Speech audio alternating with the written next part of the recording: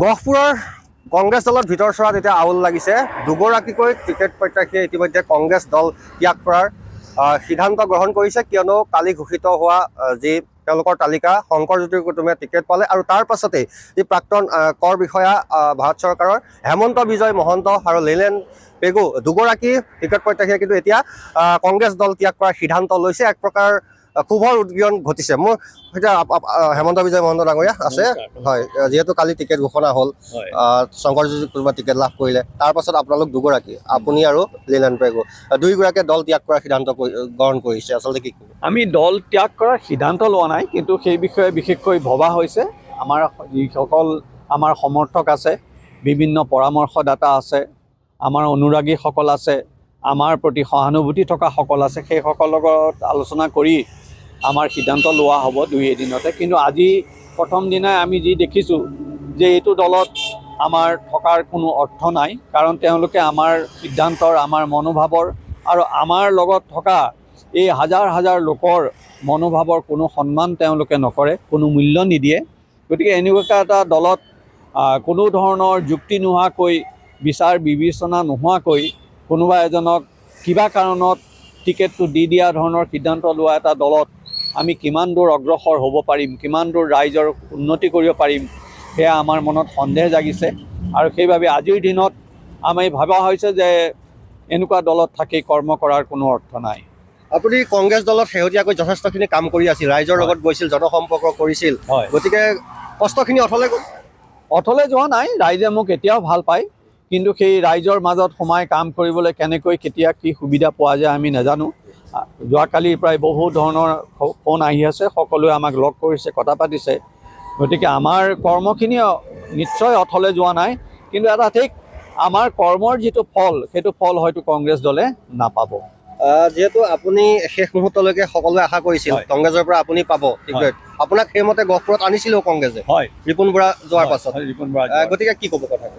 তেখেতে ক'লে যি সময়ত ৰিপুণ বৰাদেৱ আমাৰ তৃণমূল কংগ্ৰেছলৈ গুচি গ'ল, গহপুৰত এটা ডাঙৰ নেতৃত্বৰ ভেকুম হৈ গ'ল। গতিকে এই নেতৃত্ববিহীন এটা দলক সেই সময়ত আহি সঁহাৰি দি তেখেতসকলক আগবঢ়াই নিয়া হ'ল, গোটেইখিনি কৰা হ'ল। আৰু তাৰপিছত যদি কংগ্ৰেছ দলে সেই কষ্টখিনি বুজি নাপায়, তেতিয়া আমাৰ দুখ লগা স্বাভাৱিক। আৰু বিশেষকৈ ৰিপুণ বৰা দেৱে ইমান এজন বিজ্ঞ ৰাজনীতিবিদ হৈ যিকোনো সময়ত ইয়াত আহি খেলি মেলি লগাই আকৌ গুচি গ'ল, বৰ চলালে, আকৌ তাৰ পৰা ৰিম'ট কণ্ট্ৰলত কামবোৰ কৰি তেওঁৰ নিজৰ পচন্দৰ কোনোবা এজনক ইয়াত কেণ্ডিডেট দিবলৈ জোৰ জবৰকৈ দিলে, দলৰ ঊৰ্ধ্বতম কৰ্তৃপক্ষক বাধ্য কৰিলে। এনেকুৱা ধৰণৰ কৰ্ম কৰি থাকিলে কোনো এটা দলৰ উন্নতি হ'ব নোৱাৰে, আৰু তেনে কৰ্মৰ আমি বিৰোধিতা কৰিছোঁ। সদ্য টিকেটপ্ৰাপ্ত শংকৰজ্যোতি কুটুমে আপোনাৰ লগত যোগাযোগ কৰিছে নাই টিকেট পোৱাৰ পাছত? নাই, এতিয়ালৈকে কোনো ধৰণৰ যোগাযোগ কৰা হোৱা নাই, তেখেতে কৰাও নাই আৰু নকৰেও চাগে, কাৰণ তেখেত নিশ্চয় চিয়'ৰ হৈ আছে যে তেখেতৰ পিছত ইমান ডাঙৰ এজন ৰাজনীতিবিদ আছে। গতিকে তেওঁক হয়তো ইলেকশ্যনত জিকাই নিব বুলি তেখেত চিয়'ৰ হৈ আছে। আমাৰ সহায়ৰ তেখেতৰ প্ৰয়োজন নাই।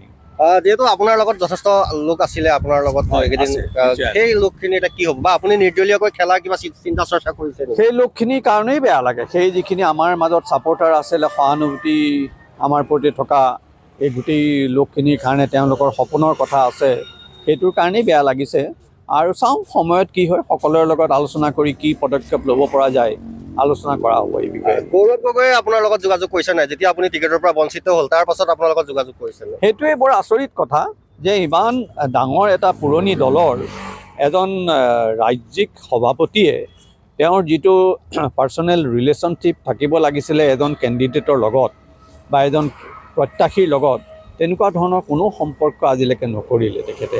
আৰু সেইটোৰ কাৰণে আমি বুজিও নাপাওঁ কোন দিশে গৈছে। তেখেতে যদি আমাক ফোন কৰি কৈ দিলে হয় যে মহন্ত আপুনি ইলেকশ্যন খেলিব নালাগে, আমি বেলেগক এজনক ভাবিছোঁ, সেইটো ভাল হ'ল হয়, তেতিয়া আমি নাবাঢ়িলোঁ হয়। কিন্তু তেনেকুৱা ধৰণৰ কোনো নিৰ্দেশ নাই, আগবাঢ়িবলৈও নিৰ্দেশ নাই, বহি থাকিবলৈও নিৰ্দেশ দিয়া নাই।